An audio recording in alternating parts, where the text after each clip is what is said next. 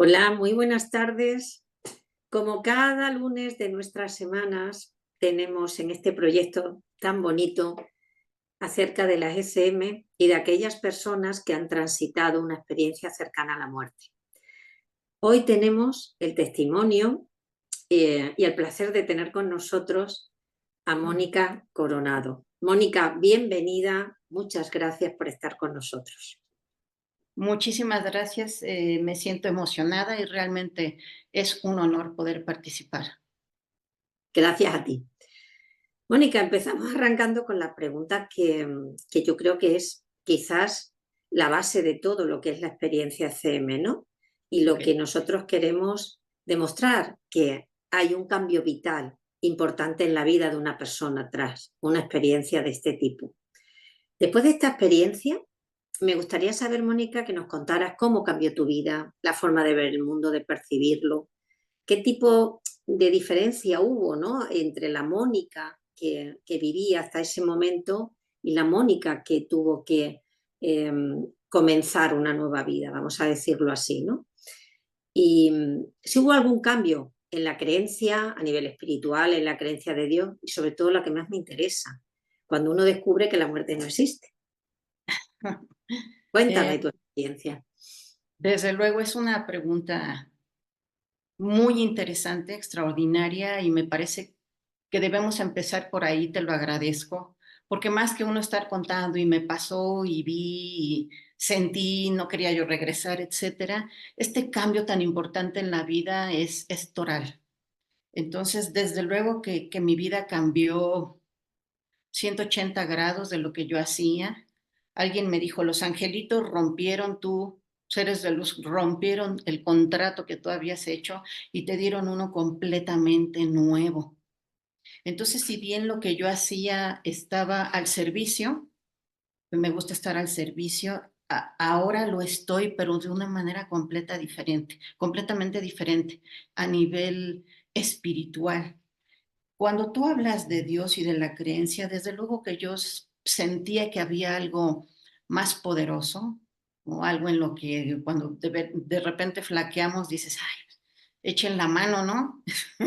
Entonces, sí, pues, Me cómo gusta, me estuvo gusta esa esto? expresión, echen una mano.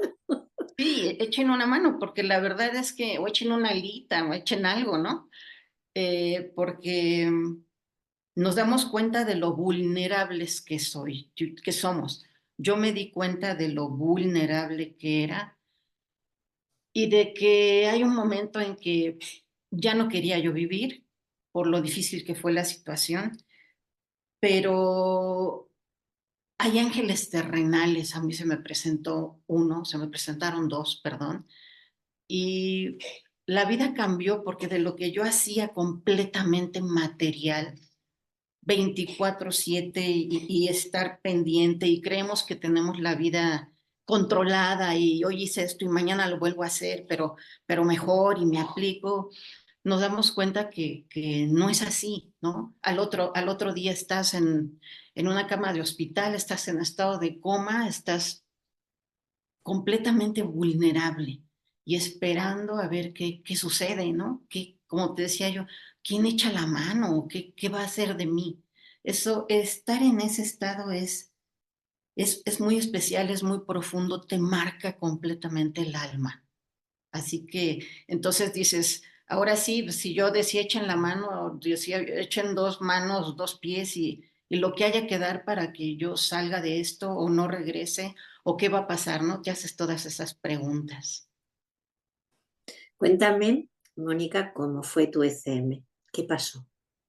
Sí, yo trabajaba en un banco, en una institución financiera, en una mesa de dinero, el estrés a todo, ¿no? Y luchando porque esos recursos dieran más y más recursos que ni eran míos, ¿no?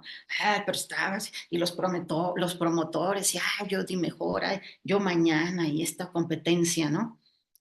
Y entonces programan una cirugía, digo, no fue algo así de emergencia, fue algo programado, y ¿por qué no? Por un error quirúrgico, pues me quedo en coma.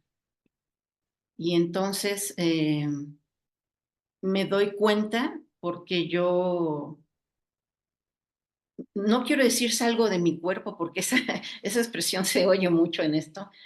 No puedo decir si salgo de mi cuerpo, pero yo veía todo. Yo veía lo que pasaba, veía como sombras blancas que después yo me di cuenta que eran las batas de los médicos y desde luego escuchaba con mucha claridad lo que decían, pero además sus pensamientos. Puede parecer un poco loco, pero yo en un punto escuché que alguien dijo, pues, ¿a qué hora se muere esta señora, no? Necesitamos la cama. De Ay, veras, de veras, de veras. A ver, ya no, ya, no, pues no, todavía no fallece, ¿no? Y yo, ¿cómo están diciendo eso? Pero igualmente alguna otra frase o alguien que pasaba y me hacía un cariñito, ¿no? Y que me derretía el corazón de su bondad, porque como decía, estás vulnerable, ¿no? Completamente.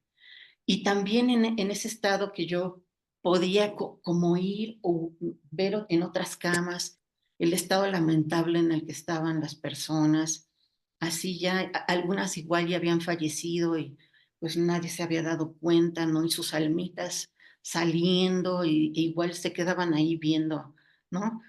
Y muy, muy, muy interesante, me emociona mucho eso. Pero además de yo poder ver y escuchar lo que pasaba, también en mis momentos de más miedo me daba cuenta que yo recibía ayuda, que yo solamente veía una mano muy grande que se me acercaba y yo me aferraba a esa mano. Sobre todo cuando a mí me daban estos baños de esponja, yo sentía como que me iba en caída libre, como en México tenemos algo que se llaman cenotes, ¿no? Estas sí, sí, cavidades llenas de agua de agua tan bonitas, sí. árboles, ajá. Sentía que me iba ahí en caída libre, quién sabe, igual algo en alguna vida pasada, ¿no? Pero siempre recibía esta ayuda y alguien que yo veía que tenía aquí como un tocado y de blanco con muchas grecas, que yo relacionaba con alguien pues de mis ancestros mexicanos, ¿no? Alguien de Teotihuacán, aztecas, vete tú a saber, pero siempre recibía yo ese apoyo, ¿no? Y entonces yo decía, bueno, aparte de estar enferma o estar en coma, pues ya, cucu, ¿no? Ya me estoy volviendo loca, ¿no? Porque estoy viendo esa mano, ¿no? Qué cosa, pero bueno, seguía yo ahí y también escuchaba que un niño lloraba, eso era hijo, me partía el corazón y el niño llora y el niño llora, pero no lo veía yo por ahí. Entonces, cuando yo despierto al séptimo día, desperté, está por ahí el médico que me operó y en cuanto yo despierto, le digo, sácame de aquí, sácame de aquí, sácame de aquí. Y me dice, si me firmas este papel, yo te saco y te mueres. ¿Quieres eso? Fírmale porque yo pues era muy inquieta y tenían problemas conmigo, ¿no? Porque yo no quería estar ahí. Incluso me dice, te vamos a amarrar otra vez, porque no estás quieta, ¿no? Entonces le digo, bueno, yo me quedo quieta si tú vas a ver al niño que está llorando. Me dice, aquí no hay ningún niño que esté llorando. Sí, le digo, no está aquí, está más abajo. No sé si en la planta baja, en urgencias. Por favor, ve a verlo, está llorando y dile que sus papás y su hermana murieron en el accidente. Y entonces dice, mira, lo voy a hacer porque, porque tú me lo pides, pero después de eso ya te estás quieta. Entonces él fue y regresó, y cuando él regresa con lágrimas en los ojos, y me dice, no sé cómo hiciste para saber, pero si entró en urgencias anoche, o hace 2 noches, perdón, un niño que en un accidente perdió a toda su familia. Y él, aunque está muy grave, lo están operando, lo han estado operando, está muy grave, le dije al oído que su familia, toda su familia había muerto. Y dice, y sentí y lo vi como dejó de temblar, como dejó de estar inquieto y se relajó. Y ya le di las gracias y me dice, bueno, ahora te toca a ti estar tranquila, ¿no? ¿Y qué sucede cuando el médico sube a verte, Mónica? ¿Qué te cuenta?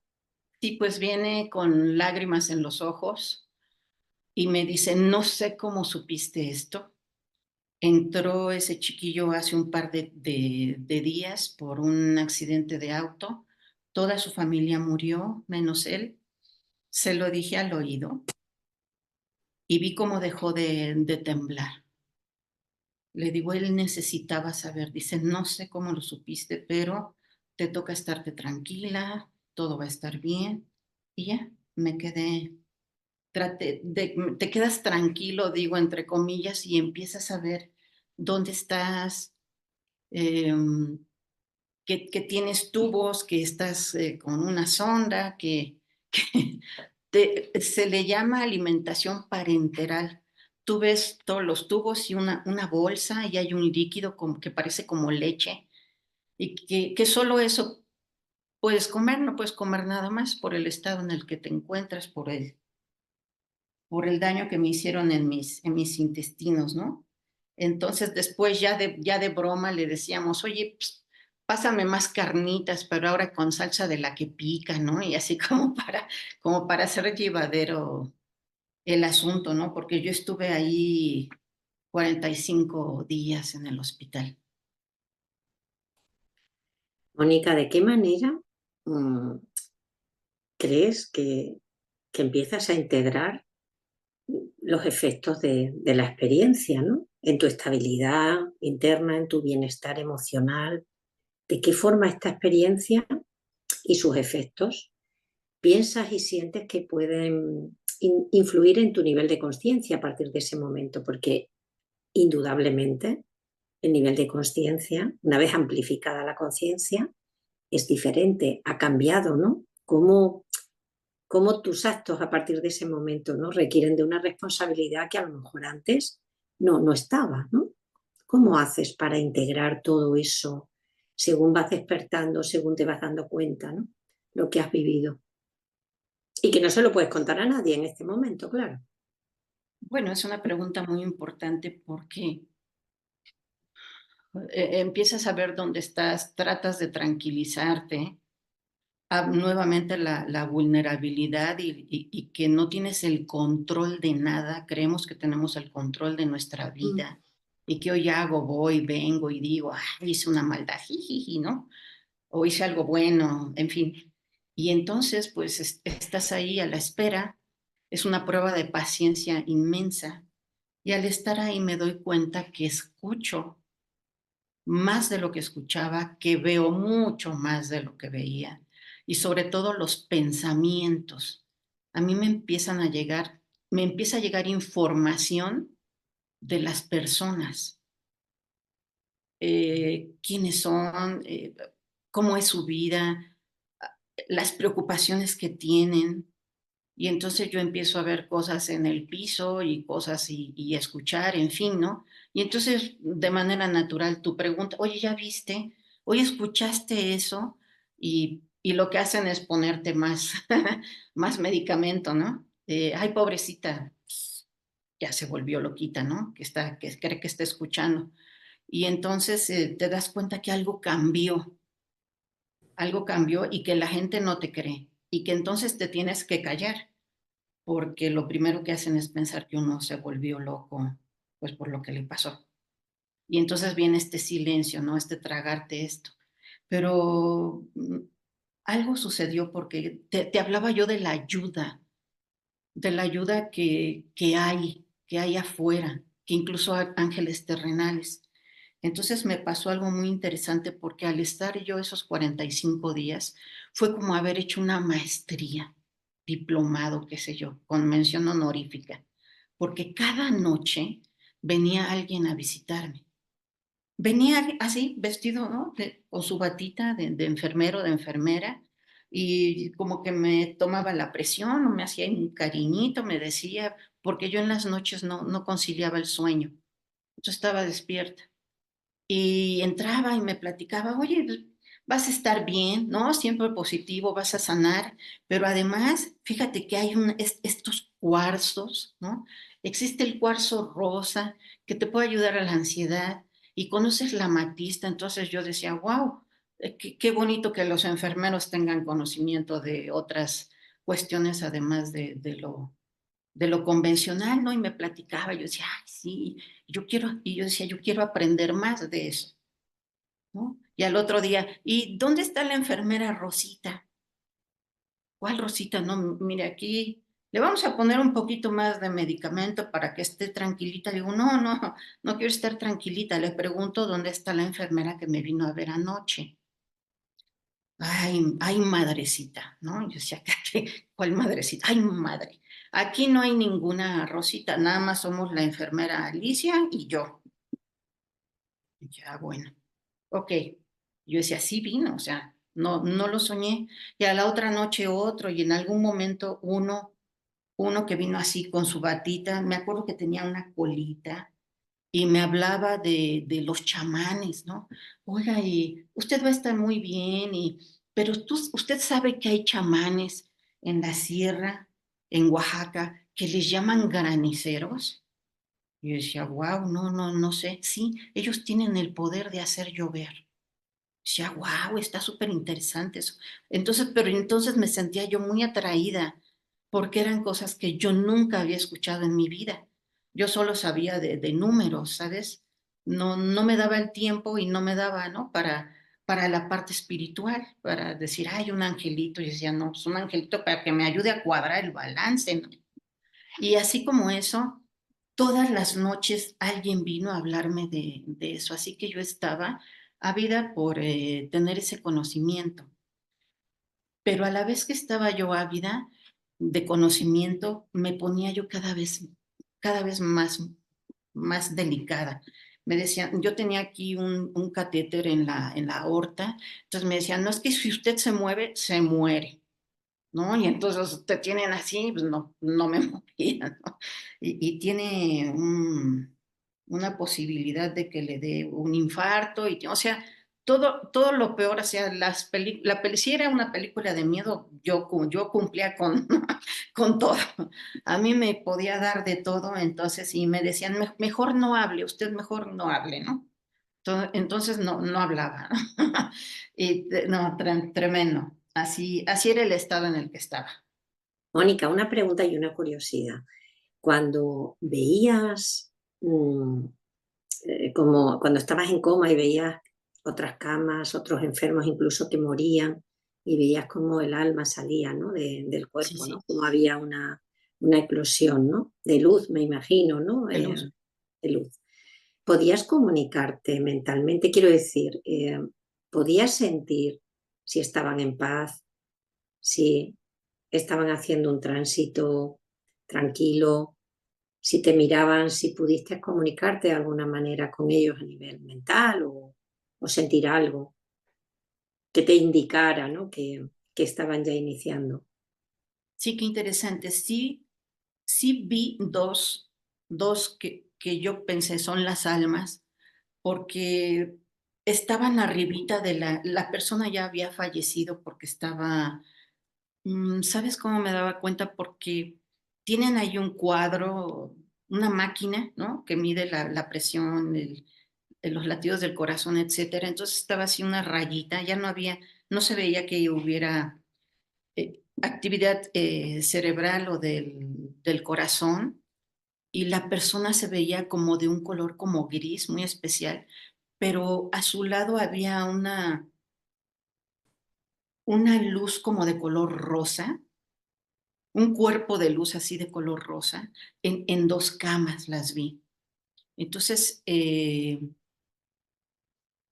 veía yo que la otra persona también estaba como de color gris y yo, pues, a mi manera les hacía una oración o decía, estén tranquilos, van a estar muy bien, sus almitas están bien, pero lo que yo vi es que las personas estaban como tristes, ¿sabes? Como no era una expresión de paz en sus rostros, sino así como el rostro un poco, las facciones como de tristeza, como de miedo o preocupación. Es lo que yo alcancé a ver. Pero que yo me comunicara o algo así, no. Cuando, cuando el médico subió para decirte que había un chico que había tenido un accidente en la familia, te preguntó cómo sabías eso, de qué manera. Solo me dijo, perdón que te interrumpí, solo dijo, no sé cómo supiste, no tengo idea cómo supiste, pero ya, estate en paz. Fue lo que me dijo él. Ujú. No me preguntó más, pero sí algo interesante es que ese médico siguió siendo mi médico y al paso de los años yo le pregunté, a ver, Ricardo, ya pasó tiempo, sé que tienes ética, pero dime la verdad, ¿qué pasó? ¿Fue un error quirúrgico? Dice, sí, fue un error humano. Oye, cuando tú estuviste ahí conmigo y me abriste y me viste, ¿qué pensaste? ¿Pensaste que no lo iba yo a lograr? Y dice, sí, estabas muy mal, pero yo hice todo lo que pude para repararte, pero sí, no pensé que lo fueras a lograr. Ujú. Mm. Mónica, ¿a qué cosas, situaciones o personas tuviste que o quisiste renunciar tras la experiencia? ¿De qué manera cambió el comportamiento en tu vida? De decir, renuncio a esto, a esta persona, a esta gente, a este trabajo, ¿a qué renunciaste? Sí, eh, es interesante decir que yo no conocía lo que era la ansiedad. Y en ese momento yo tenía una pareja, Héctor, que me cuidaba, que no sé cómo le hizo para pedir permiso en el trabajo, porque trabajábamos en el mismo banco. Y me cuidaba y era bondadoso y estaba conmigo de día y de noche, etcétera. Y, y un día me dijo, tengo una cita médica, me estoy sintiendo muy mal, tengo que ir al médico. Y se fue. Dice, regreso a las 4, ¿no?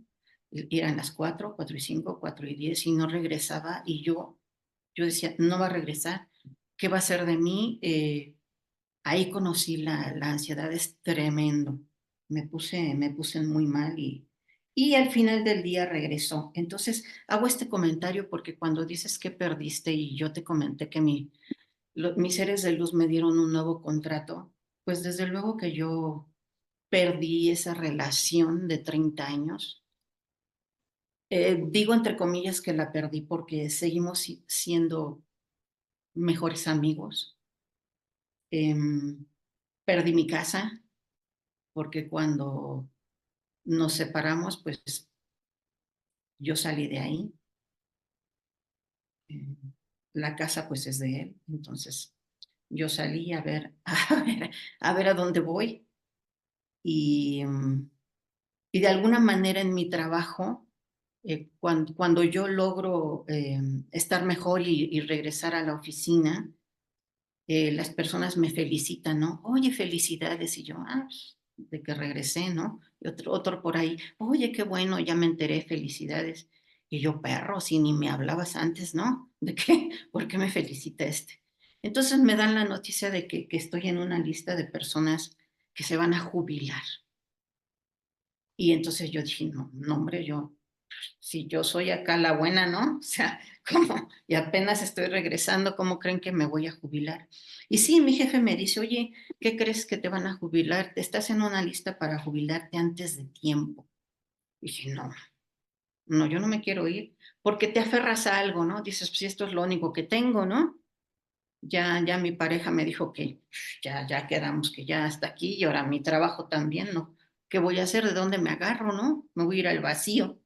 Y entonces, cuando me asignan un médico, porque como yo sigo diciendo, oye, ya viste, oye, te fijaste, o diciendo cosas, me mandan al psicólogo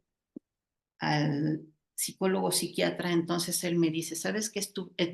Era un cubano, y dice, tú estuviste en el borderline. Ay, habla bien, doctor, ¿qué es eso? En el borderline, entre la vida y la muerte. Y tus células decidieron quedarse aquí, así que tienes que encontrar tu misión de vida. Oye, doctor, ¿y cómo voy a hacer eso? Si tú tienes que decir que sí a todo. Digo, ¿me estás jugando una broma? No, así es. Entonces ya te medican, ¿no? Te dan tu pastilla para que estés tranquila. Y entonces cuando regresé, que mi jefe me volvió a preguntar, pues yo dije que sí. Dije, a mí un médico me dijo que dijera que sí iba a encontrar mi misión de vida y le digo que sí. Y entonces salgo del banco, así que más cambios en mi vida no podría haber. Mi vida cambió completamente y entonces empecé a encontrar mi misión de vida. Qué bello. Fíjate que según vas hablando, yo iba pensando de qué manera la vida te coloca, ¿no? En esa conexión, ¿no?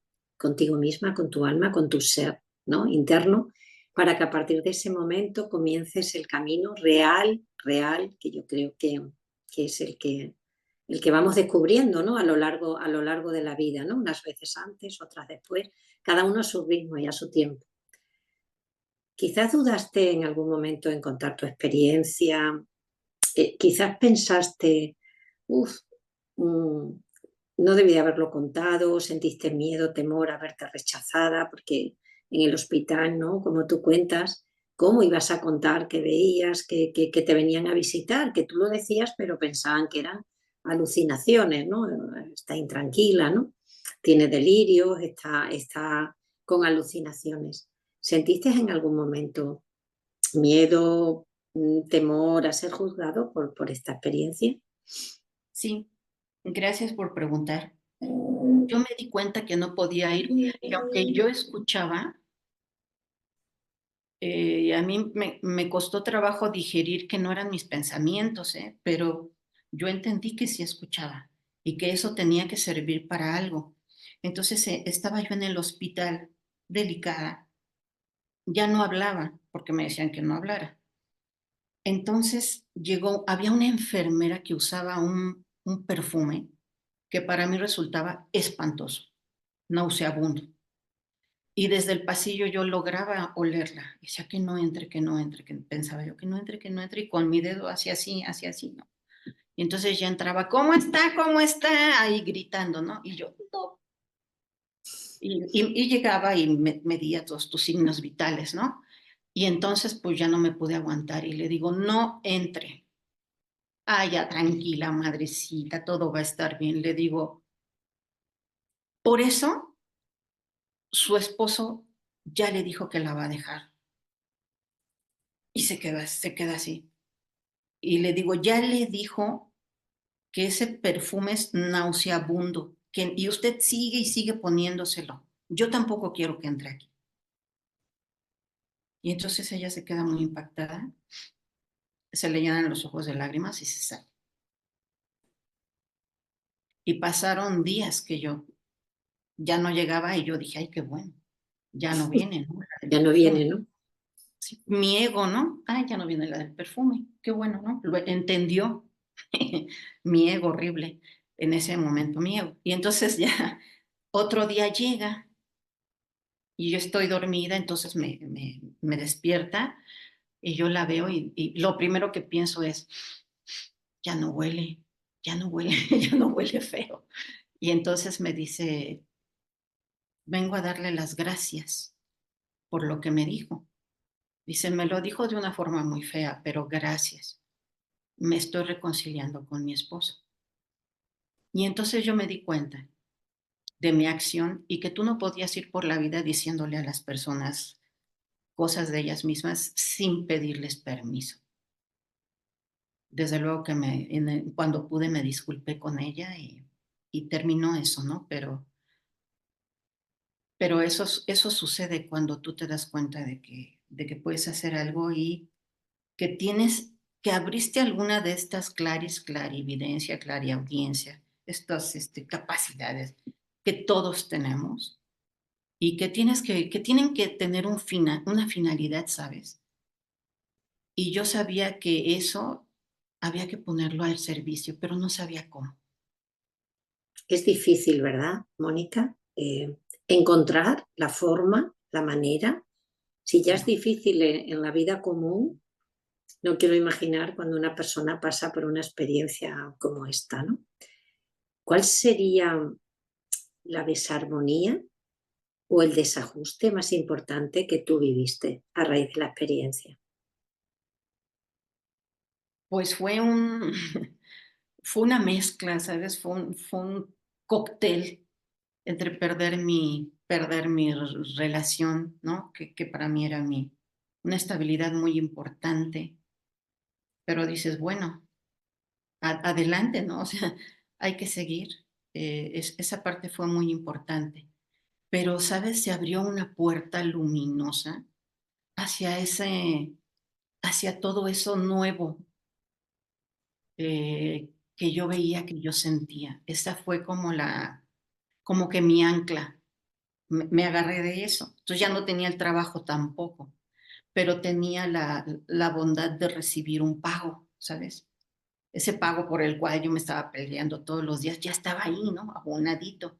Dije, bueno, tengo que hacer que valga mi tiempo, que mi tiempo valga la pena. Y entonces tenía yo esta amiga que siempre me decía, ah, ándale, toma este curso, mires de ángeles. Y yo, qué ángeles, ni qué nada. Pero años y años, todas su vida, somos grandes amigas, todo el tiempo, ay, el curso, hasta que dije, bueno, ya me tenía hasta acá, dije, a ver, voy a ir. Entonces ya voy al curso de angelitos y dicen, a ver, tal ángel o tal arcángel y una meditación y es de este color y tú, y decían, cierren sus ojos y yo volteaba y decía, no, pues sí, ¿y qué vieron? Y yo el color rojo y yo el naranja y sentí tal cosa y yo decía, híjole, yo no, pues no siento nada. Sí estoy viendo que esa señora tiene tal problema, ¿no? Sí estoy sabiendo, pero no más. Entonces, dice la maestra, y si escuchan algo, lo escriben. Entonces, con el arcángel Rafael, yo oí claramente que dijo, nos encontraremos en Fátima, entonces yo lo escribo. Pasa, y me dice la maestra, oye, Mónica, vi que escribiste algo, ¿qué escribiste? Entonces yo veo mi libreta y le digo, nos encontraremos en Fátima. Y dice, dice, ¿vas a ir a Fátima? ¿Tú sabes qué es eso? Y dije, no tengo idea. Pues he oído de la Virgen de Fátima, algo. Sí, es un lugar y puedes ir, etcétera. Y entonces tenía esta otra amiga con una agencia de viajes que iba a hacer este viaje a Portugal y con conexión al Cairo y todo. O sea, y dije, bueno, hace mucho que no viajo, le hablo. Digo, oye, vamos a ir a Fátima. No, pues que sí. Entonces ya nos vamos al viaje, vamos a Fátima. Y el día que llegamos a Fátima, hay un señor en una silla de ruedas que tiene su cabecita así hacia abajo y que le está dando el rayo del sol, pero directo.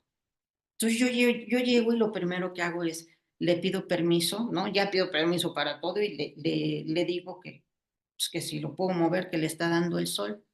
Entonces él me mira con unos ojos así que luego te lo juro que se me salieron las lágrimas y me dice, vas a ver a la Virgen.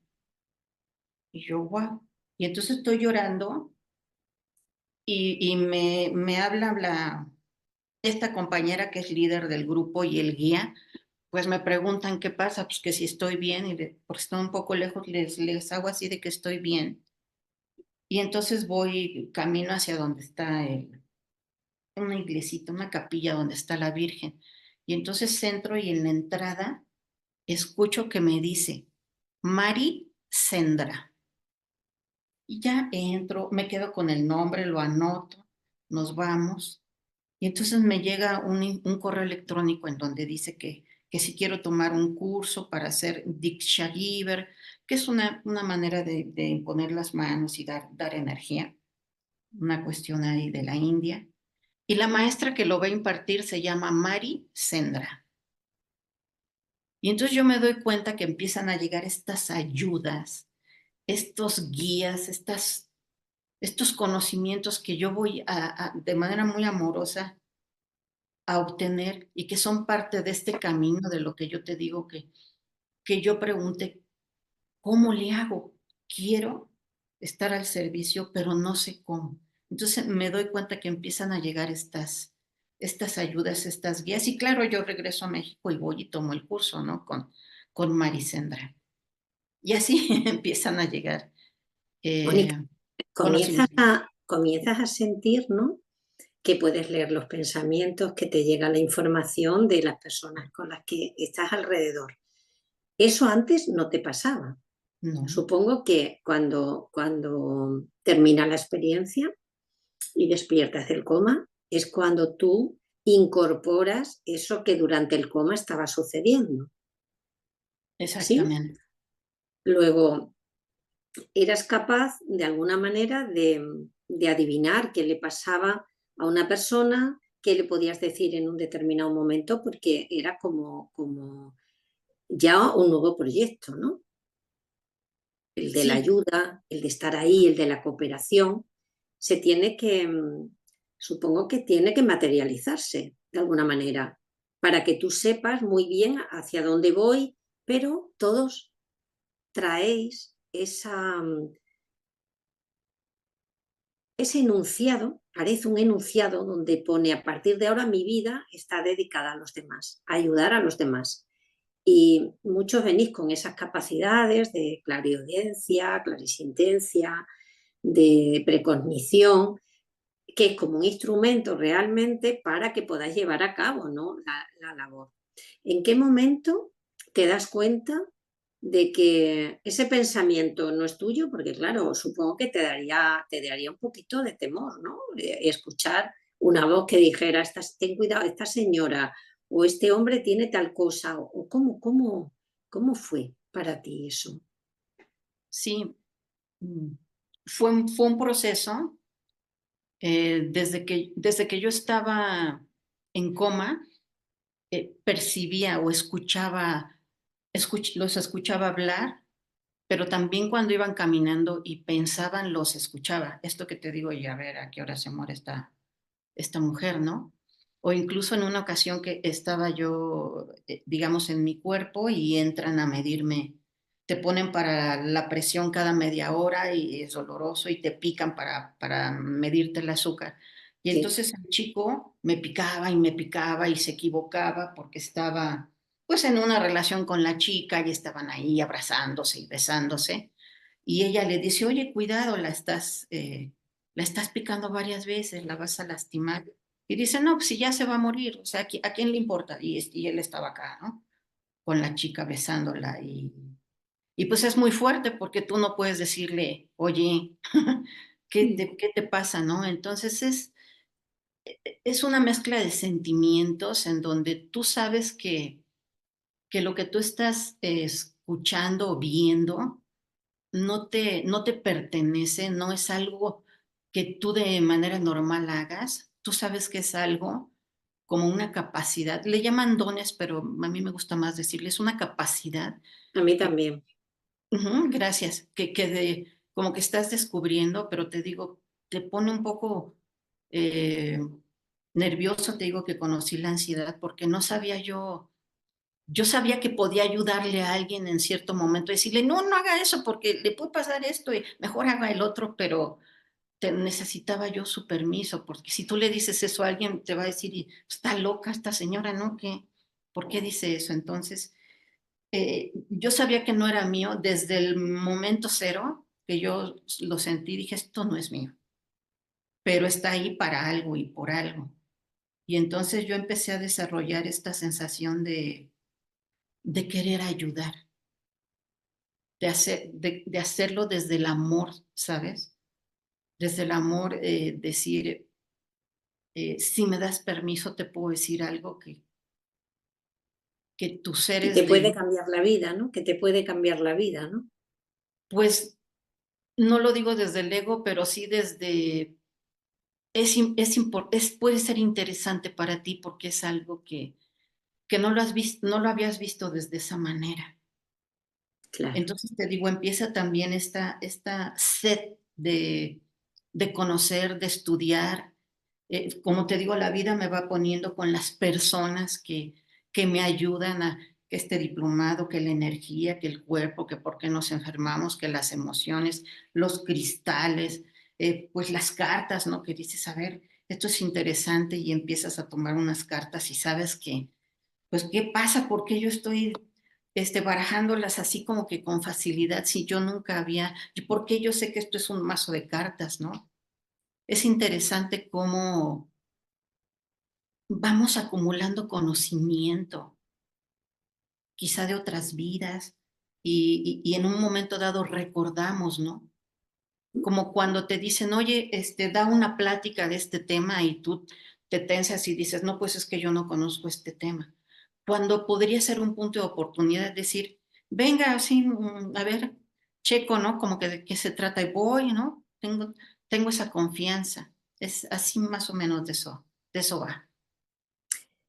¿Crees, Mónica, que las personas necesitaríamos pasar por una experiencia tan intensa como es una ECM para poder manifestar el ser auténtico que cada uno de nosotros lleva dentro y que, no sé, por muchas razones, ¿no? A veces no somos capaces de sacarlo afuera o de conectar con él? ¿Crees que necesitaríamos una experiencia como esta? Porque yo explico que a mi parecer y en mi humilde opinión hay muchos procesos en la vida que te transforman y que son una experiencia muy potente como para que puedas conectar contigo, analizar qué está pasando a partir de este momento, qué quiero hacer con mi vida, qué provecho saco de esta experiencia, qué reflexión, ¿no? ¿Es necesario realmente un ECM para cambiar la vida de una persona? Me parece que hay personas que desde que nacen y a través de su desarrollo son preciosas y auténticas, no requieren esta experiencia y hay otras, cada proceso es diferente, esto es individual.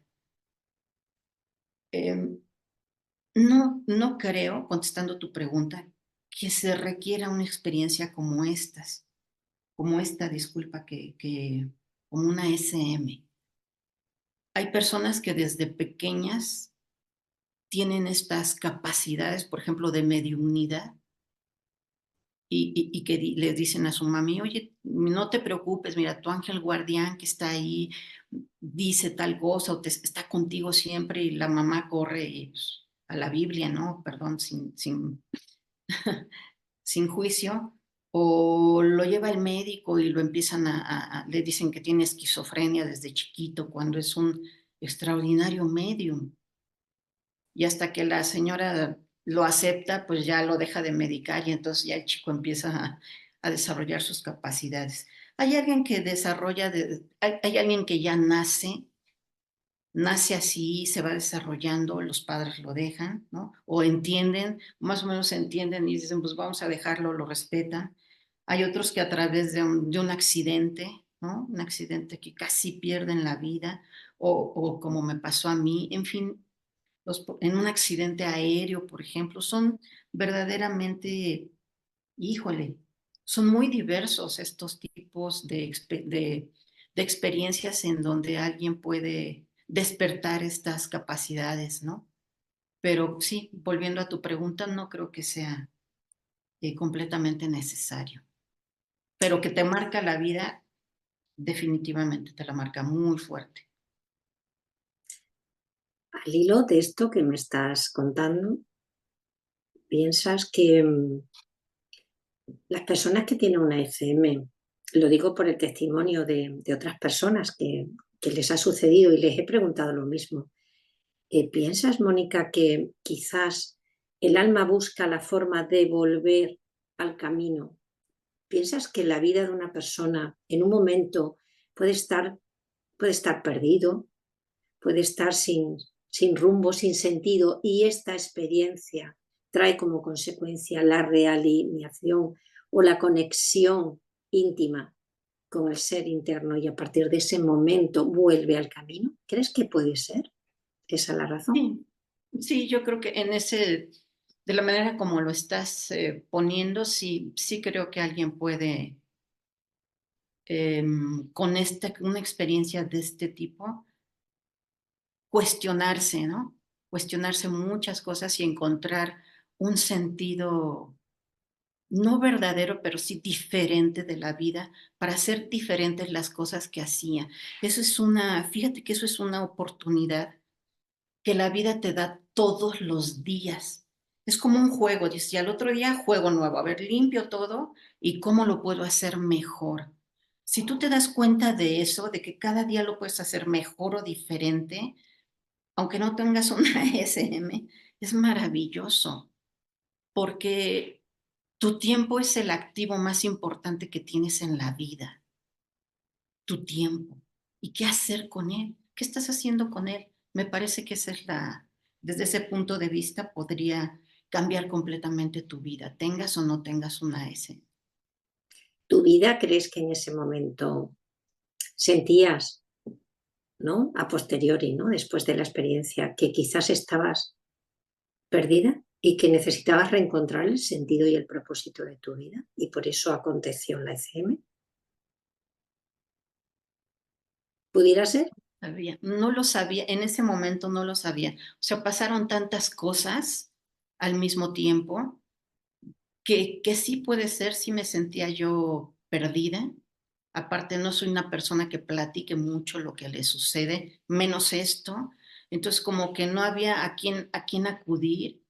Y fíjate que es importante que me lo preguntes porque por primera vez en mi vida sí acudí con un psicólogo y estaba yo contando esto y veía su reloj y veía su celular y veía su reloj y yo decía, no te importa lo que yo te estoy diciendo. No te interesa, no te importa y creo que no voy a obtener nada. Entonces veía y veía. Y le digo, oiga, doctora, ¿qué hora es? Y entonces se dio cuenta de que me di cuenta que nada más estaba viendo su reloj y dice, ya se terminó tu tiempo. Esto que estoy hablando del valor del tiempo. Ah, ujú. Y le digo, no, mi tiempo no se ha terminado, se terminó el tiempo suyo de esta consulta, porque la verdad es que no voy a regresar, a usted no le importa lo que yo le estoy diciendo.